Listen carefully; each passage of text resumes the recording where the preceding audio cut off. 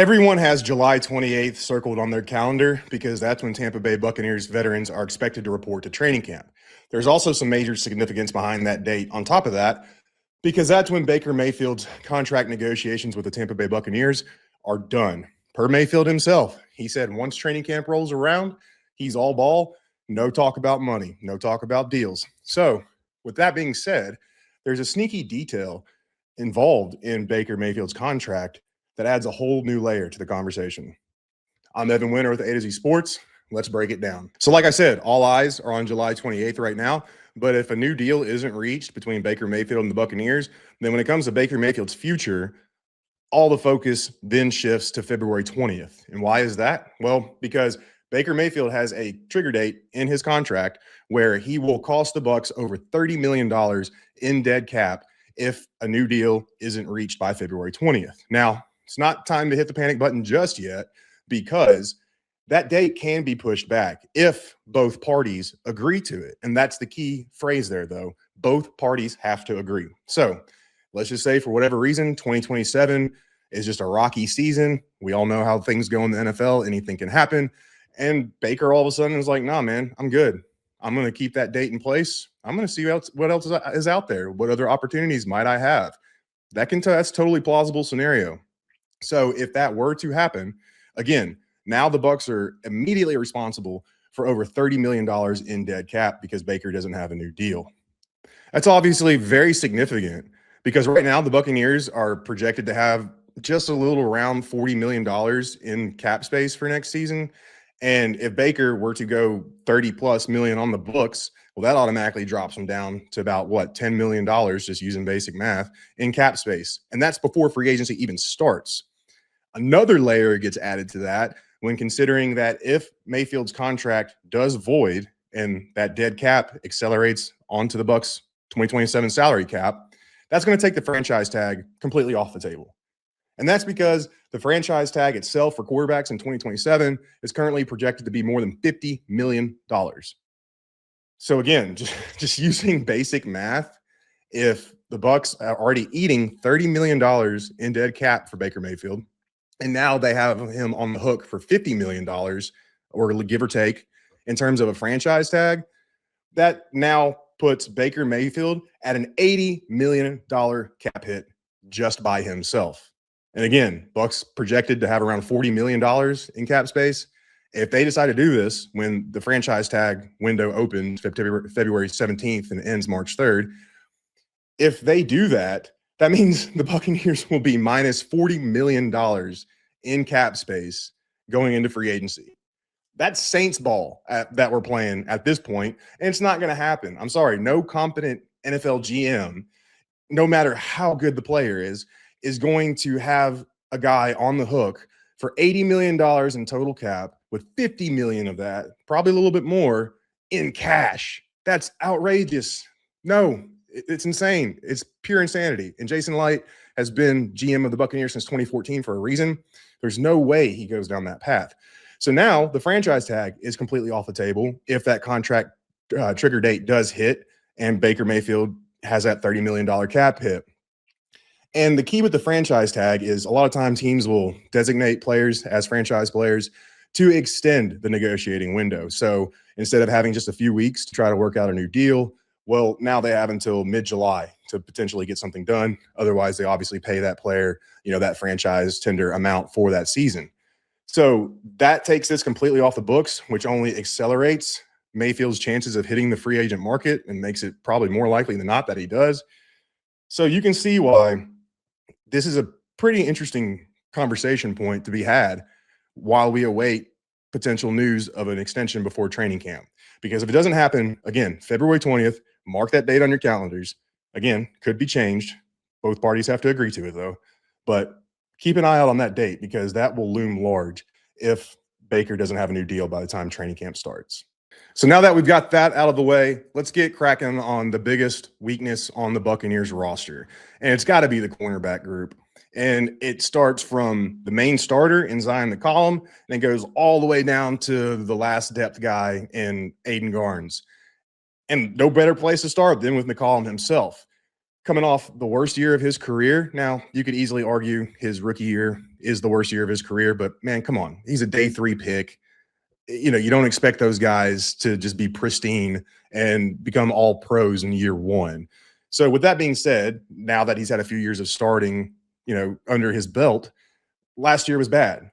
Missed assignments, busted coverages, blown tackles, dropped interceptions, and to cap it all off when whatever could go wrong for an NFL player was going wrong, he got hurt at the end of the year, wrist injury, landed him in IR, and he missed the last few games of the season. So not only does McCollum need to show that he can get back to his starting caliber ways, he's also got to show that he can stay healthy, because that adds a whole new layer to a player's resume when the injuries start to pile up and whatnot. So Zion McCollum, he's got to get back to that starting form, or else the secondary is not going to be in good shape. And that's because the next outside guy who the Buccaneers are planning to lean on heavily is Benjamin Morrison. And back to the injury thing. We all know injuries robbed him of 7 games last year. Most of it was because of a hamstring. He did miss the week 1 matchup against the Falcons with a quad issue. But either way, he did not make a whole lot of plays once he was healthy. He actually gave up some big plays against the Bills and the Patriots specifically. And it was just a really down year, especially year 1. And now, obviously, there's a difference between him and Zion McCollum. Benjamin Morrison's a former second-round pick, and there's a lot of expectations around him, and high expectations, and deservedly so. And it looked like things were going pretty well during OTAs until he suffered another hamstring injury that caused him to then miss all of mandatory minicamp. We don't know the severity of the injury because coaches don't have to go in depth about injuries during the offseason. But still, that's just not what you want to see at all. And the key thing with Morrison is the Buccaneers are planning to lean on him in 2026. Jacob Parrish recently told reporters that he moves inside when the Buccaneers deploy their nickel packages. So that means Benjamin Morrison is going to be on the outside. What's the key with all that? Well, the Buccaneers, along with the vast majority of other NFL teams, play nickel more than they do base defense. And the Buccaneers do it a lot. I mean, I think they do it probably around like 65% of the time, give or take. And Jason Light has even said in the past that nickel cornerbacks are considered starters in this defense. So if Jacob Parrish is moving inside and Benjamin Morrison is on the outside, that means the Buccaneers are planning on playing him around 65% of the time, if not more. That's a starting role. That is a significant role. And it's the ideal lineup the Buccaneers want to go to war with. Sure, if Benjamin Morrison goes down, gets hurt again, they can move Parrish back to the outside. They could slide Keontae Scott in at nickel, maybe even bring Tyke in from time to time. But still, that's not the ideal lineup. And in order to win games at a high level, you need to have your best players on the field. And even with Morrison's injury concerns, you could still argue just in terms of athletic traits, in terms of ability, in terms of just his collegiate career resume, you can argue he's one of the best corners on the roster, despite all the red flags and issues that have been with him so far.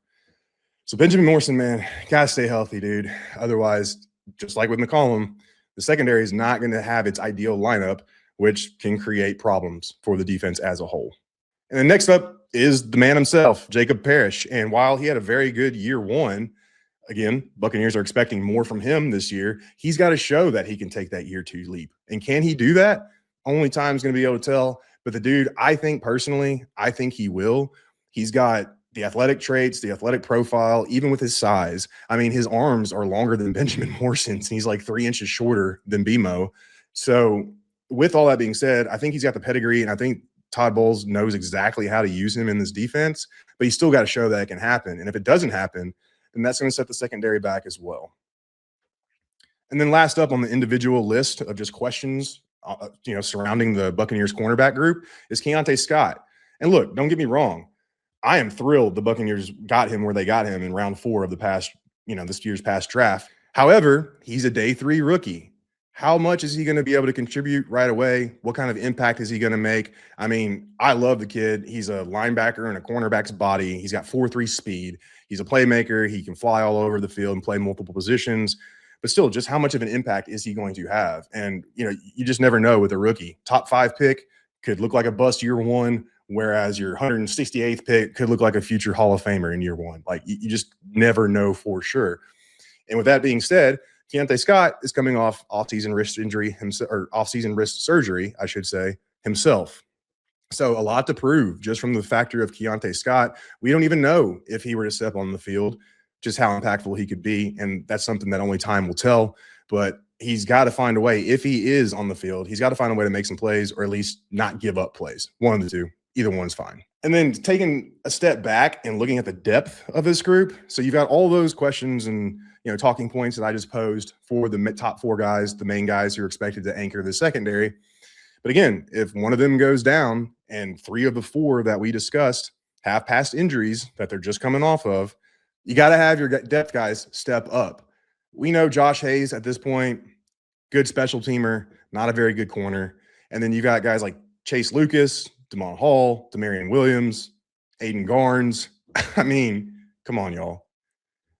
I bet you if you were to look up their individual snap counts outside of Garnes, because he's a UDFA rookie, obviously, but I guarantee you those guys combined have only, outside of Josh Hayes, those guys combined have only played a handful of defensive snaps in the NFL. You simply cannot trust that depth group right now, and for good reason. And, I understand why Todd Bowles said he wanted to wait till training camp to see how these guys are performing, especially Benjamin Morrison. But there is an excellent option out there in veteran Rasul Douglas, who just got taken off the market. And that's what happens when you decide to wait, is other teams are going to snatch up good players before you will. 1 year, $3.8 million is the deal he signed with Washington. The Bucs could have totally afforded that. He won the Super Bowl with the Eagles in 2017, 21 career interceptions. He's a reliable veteran that can play inside and outside. He had a really good year in Miami, if you ask anybody who follows that team closely. So he had plenty of gas left in the tank. And I don't know why the Bucs didn't sign him. He even has close to 900 special team snaps over the course of his career, even if he hasn't played special teams over the last couple seasons. So regardless, the depth, honestly, is the biggest question mark out of this entire group. And then when you add on the injury history for three of the top four guys, somebody's going to go down for a certain period of time at some point. You hope it's nothing serious and not an extended period of time. But who's going to step up if one of those guys go down? I mean, I'm sorry, but if I'm a betting man, I'm going to say nobody, honestly, ultimately. So we'll see if the Buccaneers bring in somebody else. I wouldn't expect that to happen until camp, like Bull said, but we'll just have to wait and see. So what do y'all think? Is Baker Mayfield's contract trigger, is that a big deal? Not a big deal? Is it something to go ahead and hit the panic button about? Same thing with the cornerback group. Am I overblowing it? I mean, am I just looking into this too deep? I don't think I am. But let me know in the comments and we'll all talk about it.